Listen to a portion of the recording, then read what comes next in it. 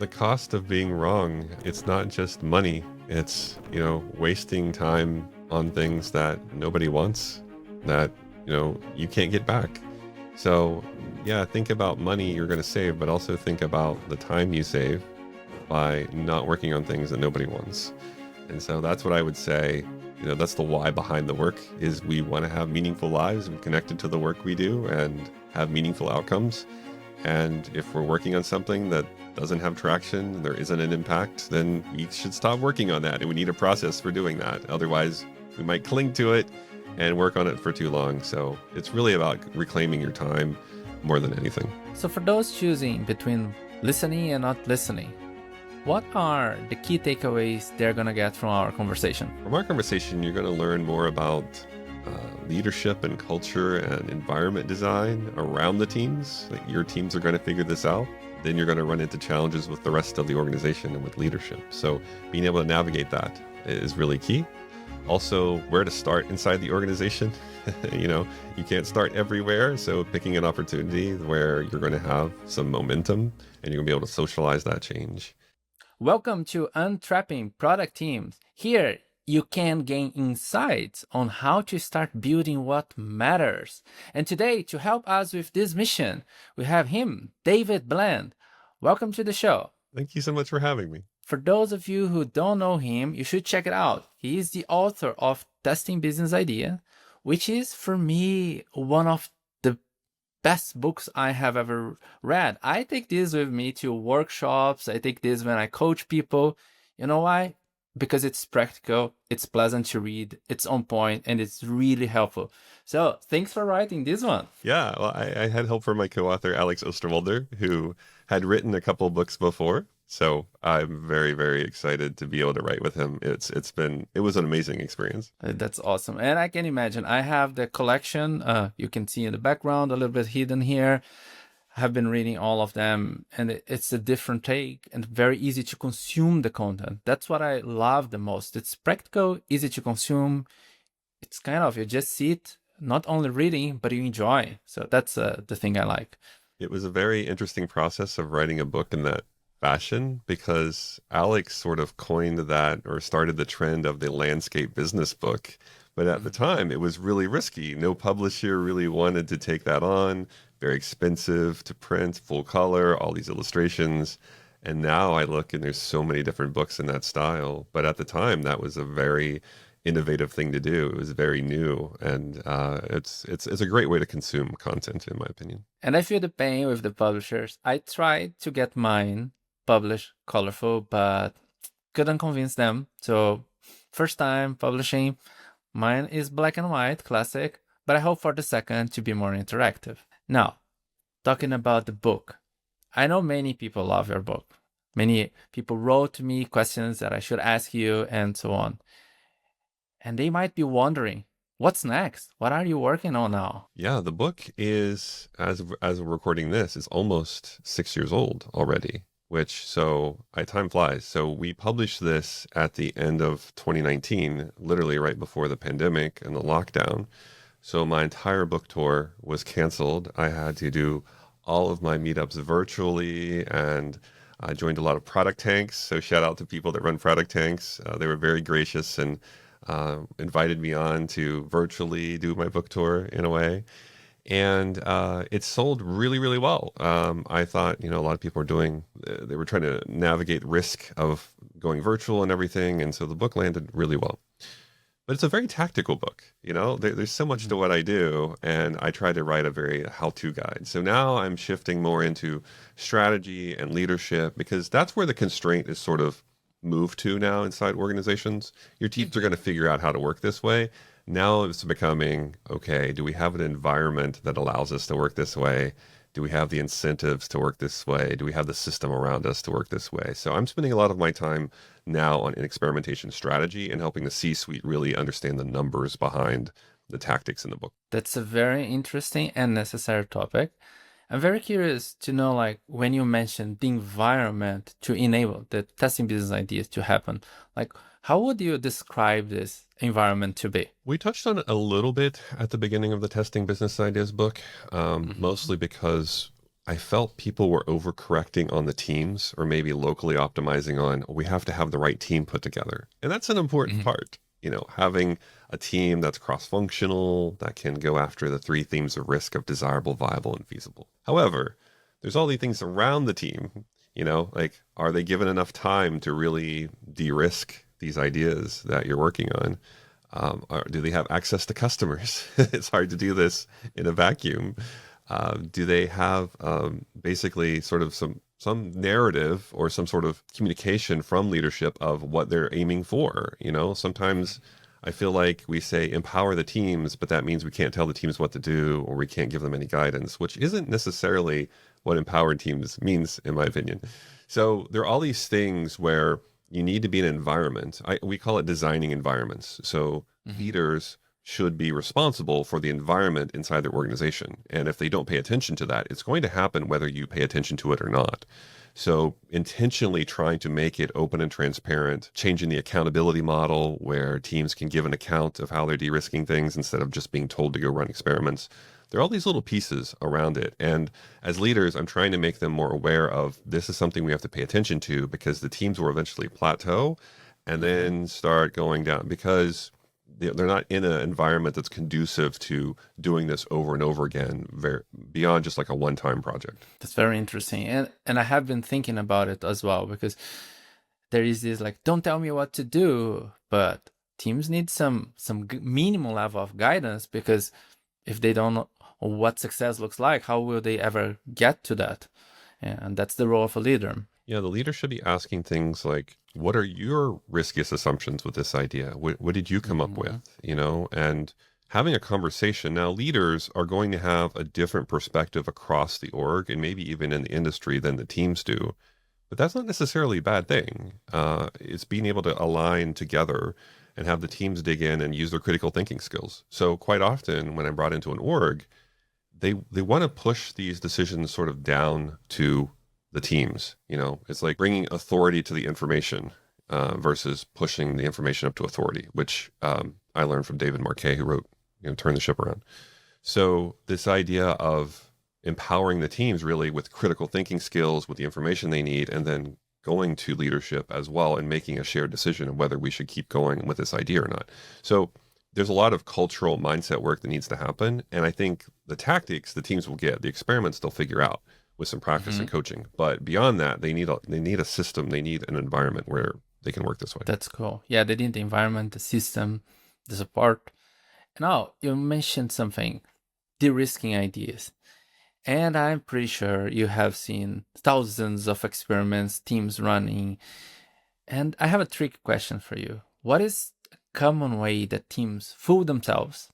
They think they have de-risked the idea, or in other words, sometimes like validated the idea, but actually they haven't. I would say it's usually a gap between their competence and their evidence. So Mm-hmm. they're not really calibrated with regards to, well, we have light evidence, therefore we should not be overconfident in this idea working.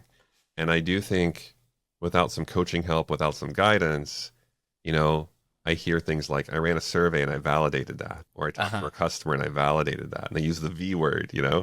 And if I look at their assumptions map, so assumptions map, we're going on, importance and evidence, and it's a little two by two that I use. We'll notice a lot of those assumptions around the customer move all the way over to evidence. Like, oh yeah, we have plenty of evidence about this. We don't need to test this anymore because I talked to a customer or they answered something in a survey.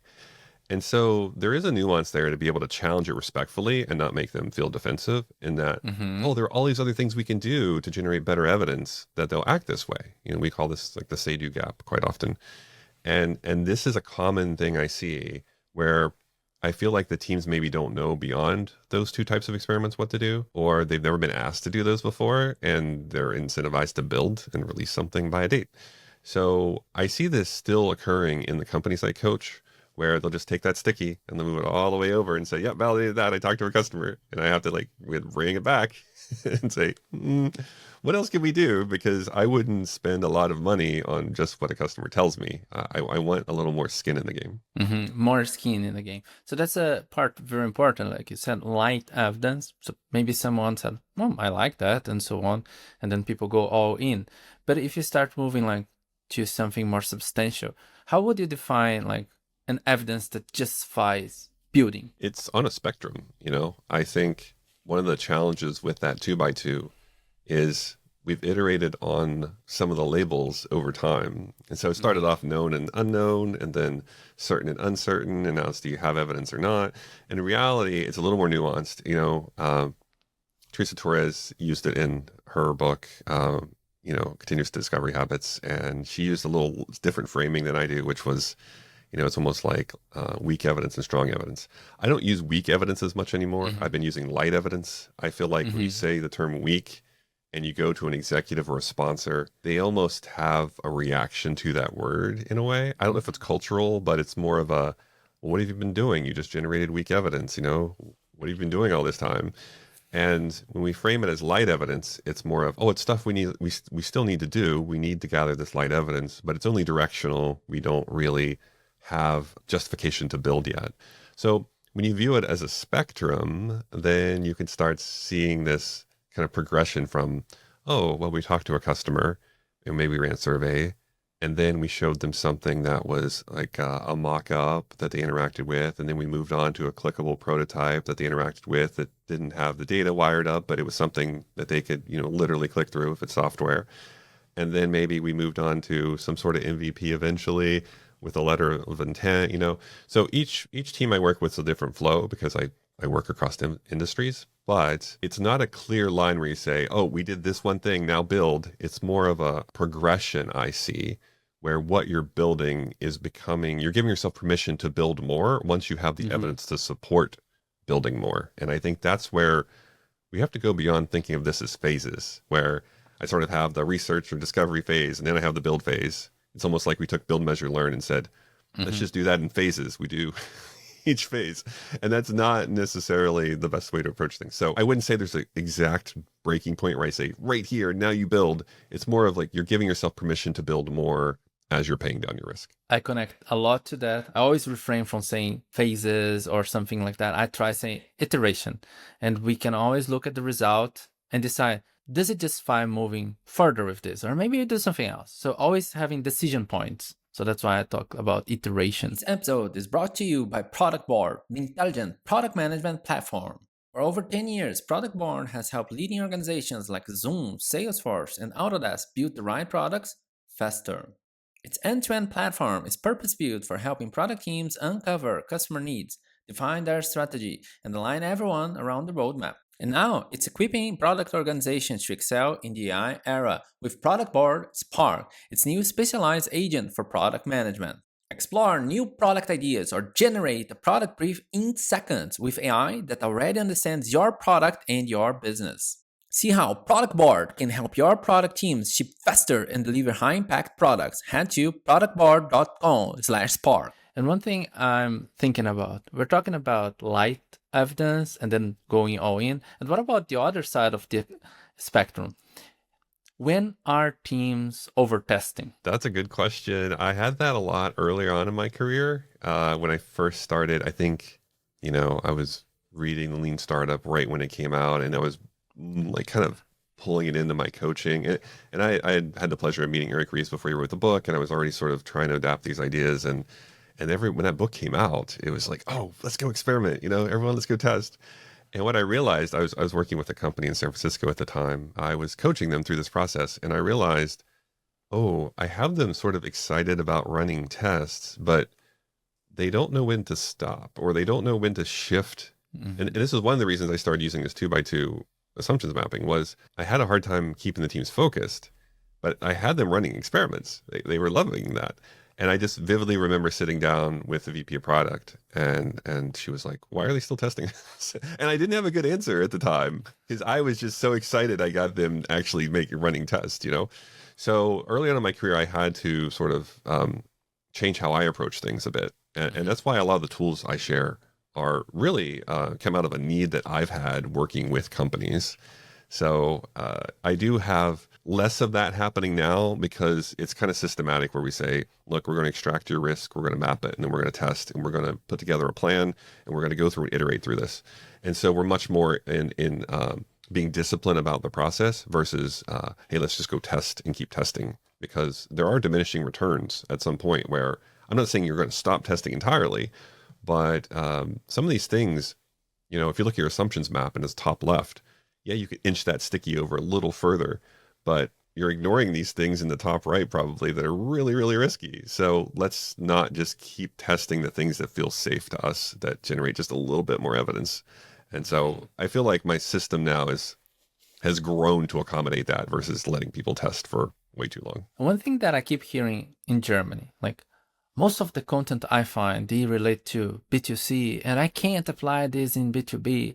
How do I run tests in B2B? Everything is low and so on. And people keep asking that. And I'm pretty sure people watching or listening to us right now are thinking, okay, how do I bring this to my B2B world? What would you tell them? I would say almost all of my customer base is B2B companies right now.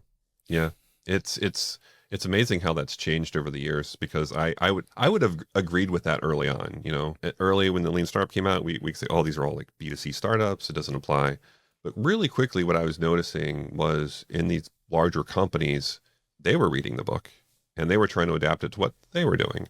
And so I probably have a talk at some point, or something I said where I was like, I'm really focused on big companies because I think this is where it's going to land the best. And over time, I got pulled into more and more really complex B2B. So one of the first big ones was with Eric Ries and GE. So going in there, not a lot of B2C products inside GE.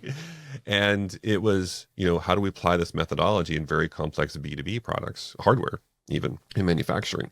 And so that was probably my first real test of, do these ideas work against those types of businesses? And ever since then, it's been a little bit more B2B, more B2B.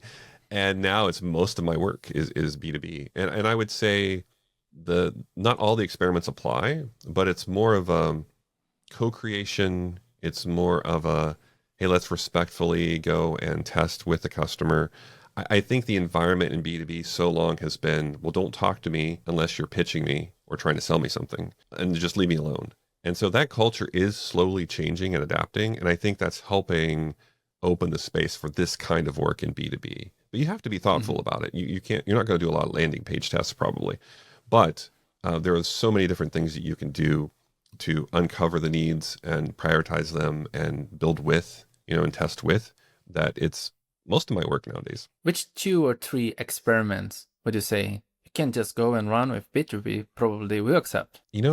Lately it's been a lot of the preference and prioritization experiments out of the discovery section. Hmm. And so a lot of things like, I mean, you can call them, I call them experiments. I use experiments kind of broadly in the book, of course, Mm-hmm. but this idea of even doing card sorting with a customer on their jobs, pains, and gains, it's better than just talking to them usually. You can get better information. You can even have a pre-populated list that you're checking against before you go in and do the sorting with them. Same thing with buy a feature. I see a lot of that nowadays. I work on a lot of sustainability products, and people always, you always think, oh, they're going to rank sustainability really high, or they're going to spend all their credits on, or money, fake money on this, feature, and then they don't. Buy a feature is sort of like you give them points or dollars, but they never have enough to buy all the features, and they're weighted in price. So they're really forced to prioritize what they want. And that's a little bit better to do down the road when you're trying to have that feature conversation. So things like that, I keep coming back to the preference and prioritization, because I feel as if these conversations we're having in a B2B setting are, everything's important. I want it all. And in reality, it's not the case. So how do we help them sort and prioritize and provide better information to us? So I've noticed that little collection out of the discovery library, preference or prioritization, has been probably one of my go-tos with my B2B clients. So what I have been using a lot in B2B is a kind of format, at least it works well in Germany.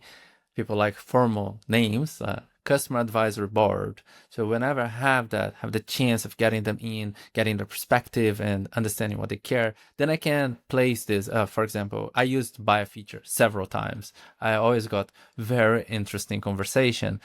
Somehow when you put dollar labels to things, conversation change. It does. Even if it's not real currency, it almost like flips a switch in the conversation that you start to realize how they'd actually allocate money to things. It's an interesting kind of cognitive thing that happens. We touched upon your book, what you are working on next, strategy, leadership, and so on. The book was written 2019. I still see a lot of relevance to today's need. But if you look at the book, what would you add to it today? I regret that it doesn't have as many case studies as I would Mm-hmm. have liked. And that might be, we can go deeper into this answer too. But my Mm-hmm. first response to your answer is, oh, I wish it had more case studies. Because I think what happened was we were going to print, and I have all these clients. I work with some of these most well-named companies in the world.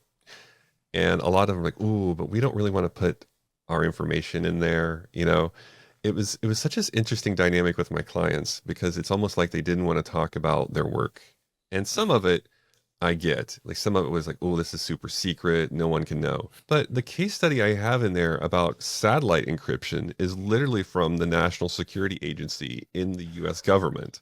So, like, what you're working on is probably not more secret than that. So, I feel like maybe I wasn't getting at the root of the reason that they didn't want to be in the book.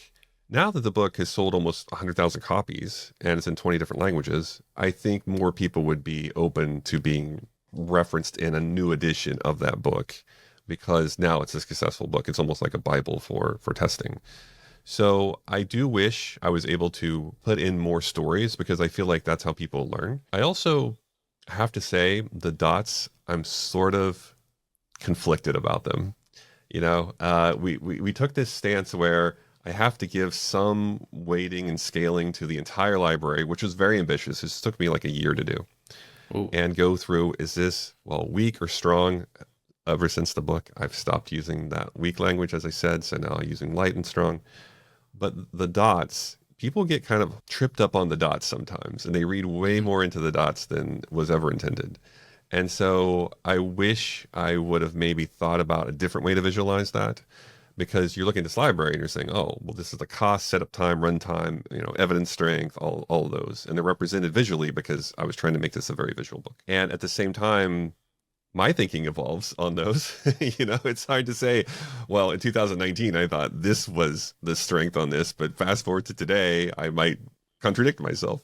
So that's the challenge with the book. And I'm sure you've experienced this too, where your thinking's always evolving as you do more of this. And the book is such a static format. It's hard to reconcile sometimes. And I think this is a reason why some people like us never write books because their thinking is always adapting and changing. And therefore they're like, I can never write this down because I'm going to rethink it all. I'm conflicted by the dots. I like to have more case studies. But those are the two major things I would alter if we did a second edition. I love the dots actually, because it helped me explain to teams like, if we have this, it's a sign. Maybe we need to invest further, having the conversation and so on. But it's interesting hearing from you that some people stumble upon that. But the thinking evolves, exactly. So that's a sign that we are continuously learning. And that's what is happening in our reality right now. There's a balance here about making a book that is consumable by people and helping them do a job, like a customer job. They're trying to de-risk their ideas, their product, service, business ideas, and not making it too complicated. And this is where I think systems thinking kind of went sideways and a lot of other things in the 80s and 90s is where we can geek out of, like you and I could geek out over this long beyond our podcast today. Yeah. We could talk about this stuff for hours, but most people are sort of like, well, help me just take the next step, like make some progress. I feel stuck. And things like a landing page. I'm very torn. Is a landing page an experiment? Well, maybe, because it's really a vehicle for an experiment because you're doing something on that page. You're either testing your value proposition or your pricing or some sort of call to action. But is the page itself an experiment? I don't know anymore. I don't think it is. But it's in the book as an experiment because that was the easiest way to explain it. And so if I'd put another layer of a complexity on the book, it said, all right, here are all your tests, but here are the vehicles you use to deliver those tests. And then depending on your stage, you could be testing different things with the same vehicle. I think I just would have thoroughly confused people. So, there is some depth to this beyond the book, but at some point you have to say, look, am I making this easier for people to Mhm. apply? And in a lot of the cases, you're not. You're just making it so complicated that people are not going to be able to use, what they purchased. But when you make it simple, what I see happening is the following. People try out, then maybe taking the landing page example, they put the landing page and it's, it's missing something. Maybe I start asking people to give their email, so I inform them once this is available. Now it's just presenting. So now there are more people interested. I'm gonna contact them. Then the things start flowing. So I always say like, how can we get them to start? Just do something about it. And that's what Simplicity does. It may be incomplete and so on, but get the ball rolling. That's what I like. Yeah, it's about making progress instead of being right. And I think that's Yes. where we get tripped up. We want to be right. And therefore, it's almost like we'll sacrifice making progress to Yeah. keep reanalyzing things or not make any progress at all because we're kind of wired to, we want to be right. And now I want to shift gears to something that is happening right now. If I open LinkedIn, I scroll down, I don't know, out of 10 posts, 9 are related to AI. And a lot of people are telling me everything is dead. SEO is dead. SaaS is dead. The only thing alive is AI. So AI is replacing everything.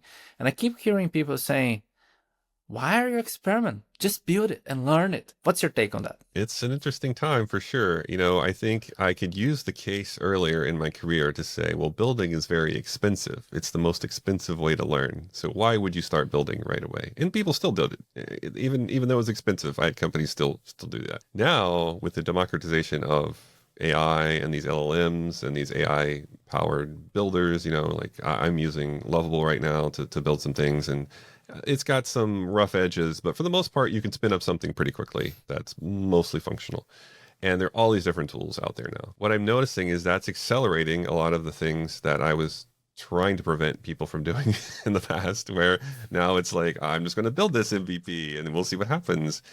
And it's to the point where I've built some internal apps, or I made one publicly available recently, where it can literally scan your page and then start generating assumptions and experiments from it. Because I'm at the point now where it's like you have to meet people where they are. And if they've already built something using AI, then you almost have to help them reverse engineer it a bit to, okay, what was the problem you were solving and what were the big assumptions you were making? And yeah, you have this, but what can we do to understand why people aren't using it? And I think it's just accelerated things to an extent where I don't know if the old messaging still works. I don't know if I Mhm. could go and say building's the most expensive way to learn because they're like, no, it's not. I can build this in a couple hours and I don't have to have any developers whatsoever, and it works. So I do think the messaging needs to change a bit. I still think building the wrong thing is a very expensive way to learn because now you're spending all of your time trying to figure out why no one's using it and who your customer is and what you should charge for it and what the feature should be and all this stuff. So I do think we have to be careful, but I'm not necessarily against it. I'm just trying to meet people where they are and say, look, if you already have something and it's not getting traction, let's start looking at the assumptions made in the thing you built. And that's where my current thinking is. But I think even a year from now that could change too. But I do have to update my messaging and the way I approach things because again, that building is expensive way to learn is not necessarily holding true anymore. I do like your approach of meeting people where they are, coming up with some things that help them understand how to iterate and so on. And looking at the scenario now, there are so many tools. You mentioned Lovable, there's both the new other tools, and people have access to that pretty cheap right now, so they can try out. But one thing that I keep wondering, the old method doesn't work anymore, but the old challenge remains there. What are people getting wrong about AI? Well, I think I teach some prompting workshops, and they're mostly testing business ideas sessions with prompting included, mostly because I used to run virtual workshops. I go in the breakout rooms, check on the teams. The team has ChatGPT up doing all the thinking for them. I was like, whoa, whoa, whoa, that's not that's not what I want to see happening. Now, if you're using it to assist something, if you're stuck, great. But if you're going in and saying generate my entire business model canvas, that's not helping, you think through your business model. So I've been really trying to evangelize this human in the loop, which I learned from MIT, but this idea of you need to be in the loop as you go. And so I did this session in Silicon Valley for Dan Olson's meetup, And some of the questions I got were like, why didn't you just have one giant prompt and we just run the prompt and it does everything? And my take on this was, well, you'd want to intervene along the way. Now, this is sort of counter to the app I built, which like looks at something you already built and just tries to extract stuff for you. That's a little different scenario. But if you're going through this process, I'm using, ChatGPT, let's say, to generate some assumptions for me. There's a good chance it's going to generate some that aren't quite applicable, or maybe it thinks there's more evidence than there's not. And it's good to go in and edit those and change those. And then the time you get to, I want a list of experiments, then that is more refined. But if you're not in the loop, sometimes you get a list and you're like, wait a second, these assumptions, these are for experiments for assumptions that don't even really apply to me. So I do think we're going to find our way with this of how do we stay in the loop as we go through the process, because I think people feel like I'm just going to press a button, it's going to generate everything I need. And in reality, it needs a little more help than that. It needs a little more intervention than that. And I think that's what some people are getting wrong just based on the feedback from my workshops and my talks. Is they're more of just give me one big thing and I press go. In reality, I don't see us being there yet. Most of the time, it's more of a, well, let's give it a little part of that and see what it returns, and then edit that and then go to the next part. And that's been a learning experience for me too, because I think in from the user experience, it's like, oh, I just want to click a button and get everything I need. In reality, that's not exactly where we are. I love the part of human in the loop. So that's what I have been advocating as well. Do iterations with the prompt. It's okay, but you still need to do the thinking so you understand what you're trying to get from that. I tried several things. Even if you take Lovable, you mentioned this one, you will get way better results with smaller prompts. Then you can get something sharper and so on. But that also means you need to do the work. So you need to decide what you want to ask, and then you see, oh, do I like that? Should I revert? Should I iterate? Oh, maybe from this I can go somewhere else. And the same goes with prompts and so on. You mentioned about assumptions, and what I like, for example, I specifically name, I want to know assumptions relate to desirability, viability, feasibility, and usability, and name them. And then I give examples, and I say, I want a list of 100. And I know the name doesn't mean anything, but I want to look and decide what makes sense. Then maybe if something sparks interest, I say, how would I test this assumption here? But then I also give some direction. My secret and prompt is like, how could I test this in 4 hours, 1 day, 2 days, in 1 week? Give me 5 variations of experiments for each of them. And then from there, I decide what to do. What do you think about it? I like the time constraints too. I was just coaching a team earlier this week using those. Sometimes with my software clients, it'll be like 1 hour, 1 day, 1 week. With my manufacturing clients, it's more what can you do in 1 week, 1 month, maybe even 1 quarter for some people that are, with giant factories and everything. But it does vary per industry. But I like the time constraint of what can I learn in this amount of time? And that is going to change what your experiments look like. And even in my own work, I'm trying to apply what I do to my work as well. When I wrote the book, we tested all different parts of the book and iterated on it. And same with my offerings. I went into a workshop, went into a breakout room, saw people using ChatGPT. It's like, oh, I have to do something to get ahead of this a little bit. So then I started learning it, and I started teaching prompts, public prompt workshops. And then people were really receptive to that. And so I built some custom GPTs, but I only built one at first. It only did assumptions. It didn't even do experiments. Got really great feedback on that. Then I moved to experiments, built a custom GPT for that.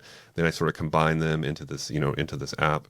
So I'm even trying to apply my own thinking, and my own methodologies to what I do, and just test little bits, and say, okay, I have enough evidence now that I think I combine assumptions and experiments together into something that's a little more, together. So I think we're all learning as this stuff changes. We're talking about Lovable right now. Lovable may not exist in a year. we don't know. So I do think it's breaking down that risk into smaller pieces and testing it. That even applies to what you and I do. I think it's really important for us to apply what we teach to our own work. I'm continuously doing that as well. A bit similar to what you mentioned. You go to a workshop, then people start using something you don't know. I start trying it out. So I learned about different tools, and they are just, I sometimes say it's like popcorn, like they just pop in all the time and so on. I say, okay, let me try out. And this is what I recommend people, like try and then see if it helps you. Then continue. If it doesn't, drop it. But you can try. One of the things I am doing right now, I use Claude. I use a lot of projects there, and then I put the context there, and I give instructions on how I want the result to be.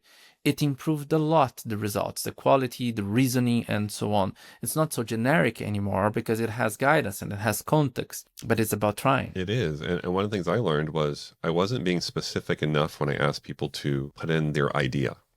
So if you're going to extract assumptions from an idea, you need some level of specificity to the idea. Otherwise, it comes up with pretty generic assumptions like, do people want it? And is the market big enough? And it's really, and so I had this feedback where people were like, oh, these are just generic. These aren't helping me at all. And then I look at the idea and I was like, oh, your idea is not refined enough, you know?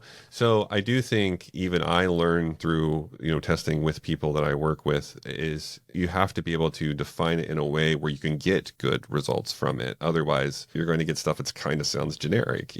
So I do think we're all learning together in this, and just being open-minded and being, flexible, I do think is half the battle. It's just having an open mind about how this stuff can evolve. And I want to ask a question that one person wrote on LinkedIn, which is like, everything is evolving. We're talking about this. AI is coming in. We are evolving, we're adapting.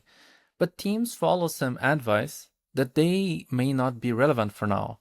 They are outdated and so on. Which kind of advice you keep seeing teams following that are no longer helping them anymore? I've seen this happen over the years in my career. When I first started off, Agile was new. And I think I first got exposed to Agile around like 2000 or something like that, or 99, the first startup I was in. And it was all like cross-functional co-located teams. If your team's not together, this isn't possible. Don't even try. We've kind of disproven that over time. You can have a distributed team and still do amazing work together. And so I think as that's evolved, as the workforce has evolved and technology, no longer would I say you have to be sitting literally in the same room to make all this work. I come back to this empowerment of teams, and it's a fascinating. So we say we have to empower the teams, but quite often what's happening in companies is they're disempowering the teams. They're taking power away from the teams. And if you look at a lot of the methodologies, and I won't bash any publicly at the moment, but although it's tempting, there's a lot of like the critical thinking is all done up front. And then we're using sort of like agile and iterative development to just iterate on stuff we've already been told to do. And I don't think that's the spirit of how this all started. It really comes back to you applying your critical thinking skills, understanding, oh, is this actually going to have an impact? Can I respectfully challenge that and be skeptical of that work and everything? But I feel like we're following this advice where we're sort of like checking the box and following steps of a process. But when this process was initially created, it meant we were critically thinking about things and we had the customer involved and all that. And I think it's evolved to a point now where we're still checking the boxes, but it's almost like everything else was figured out beforehand, and now we're just delivering things, and the space in which we can iterate is much smaller. The control we have is not nearly what it should be. So I would say, I don't know what the exact way I would frame this, but when we come back to empowered teams, I think we're just like, oh yeah, just empower the teams. But everything I've seen has been a trend toward disempowering the teams. And when I look at accountability, there's a lot of advice of, well, I'm going to hold you accountable to releasing this thing by this date, but not necessarily saying, well, I'm going to give you the space to give me an account of how you're de-risking the thing you're working on. So I think there's a lot of things swirling about right now in culture inside companies where we are unfortunately, it's almost like order takers in a way, and this is what, you talk about a lot as well. It's almost like everything's been figured out. Just go deliver the thing that we figured out. And yeah, you can iterate it through if you want. That I think has to change, because these teams, if you're going to truly empower them, they're going to uncover great opportunities if they can be close to the customer, because the customer is going to come up with things and say things and give feedback on things that are new opportunities that are probably tangential to what you're solving that you could also generate revenue for. But if you have this culture of the teams aren't allowed to do that, or they're not allowed to talk to the customers, or they're not allowed ever to confuse the customers, or they're not allowed to question the why of the work, then you're not going to really uncover a lot of these revenue opportunities. So I do think culturally we have to work through that. But yeah, I'm really stuck on this empowered teams kind of idea of, are we really empowering the teams? You know, Hmm. it doesn't seem as if we are in some of these organizations. I truly agree with you, especially when teams are limited to delivery. And the last question I want to ask you, it relates a lot to that. People watching here, I know that 60 to 70% plus are in the product sphere, specifically in a product team, product manager, designer, software engineer. And they are wondering, like, how can I influence a change? I'm not a leader, but I want to change. I see the need.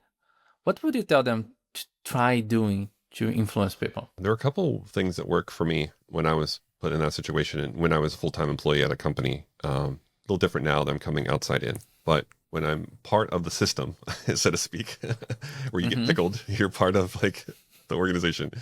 I would look for areas where there were things that we were trying to solve for and we weren't able to. So, you're surrounded probably with a lot of smart people inside your company. And if there's an area where you've just tried everything and you can't solve it, unless it's like time travel or something, but usually it's solvable, but we don't understand the problem well enough and we're just throwing solutions at it.